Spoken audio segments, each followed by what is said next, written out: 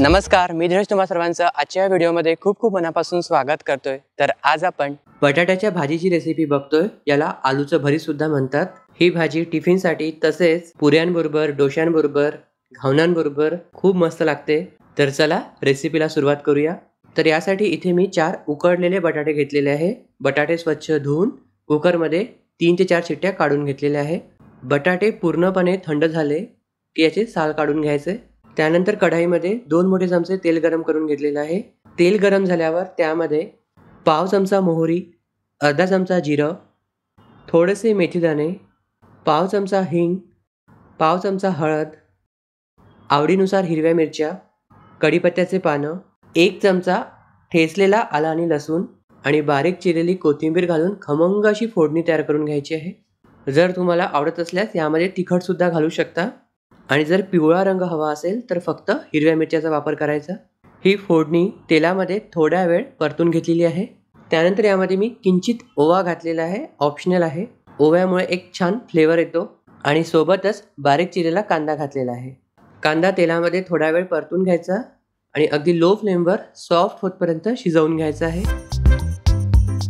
जर धीरज किचन मराठीचे व्हिडिओज आवडत असतील तर व्हिडिओजला प्लीज लाईक, कमेंट, शेअर आणि चॅनलला सबस्क्राईब करा। सबस्क्राईब केल्यावर बाजूला एक बेल आयकॉन दिसेल, त्यावर सुद्धा क्लिक करा। त्यामुळे तुम्हाला माझ्या प्रत्येक रेसिपीचं, व्हिडिओचं नोटिफिकेशन मिळेल। कांदा थोडा वेळ शिजला की यामध्ये मी किंचित साखर घातलेली आहे। साखर ऑप्शनल आहे, फक्त चव बॅलन्स होण्याकरिता घातलेली आहे। तुम्हाला तिखटच आवडत असेल तर तुम्ही स्किप करू शकता। तर इथे आपली ही फोडणी मस्तपैकी शिजलेली आहे। उकडलेले बटाटे असेल तर ही भाजी पटकन बनते। त्यानंतर इथे मी उकडलेले बटाटे हातानेच कुस्करून यामध्ये घातलेले आहे।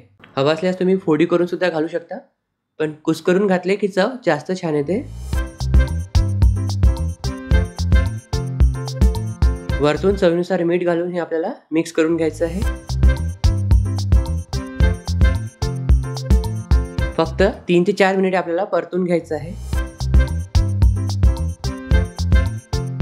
हे सर्व मिक्स करून झालं की वरतून मी थोडासा लिंबाचा रस घातलेला आहे।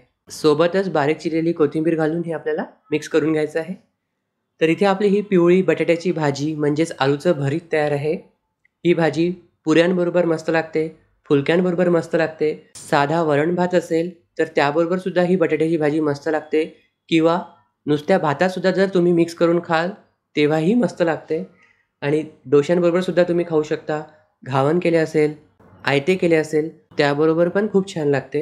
ही भाजी वापरून सँडविच करू शकता, आलूचे पराठे करू शकता, ब्रेड पकोड्यामध्ये सुद्धा ही भाजी वापरू शकता। तर नक्की ट्राय करून बघाल।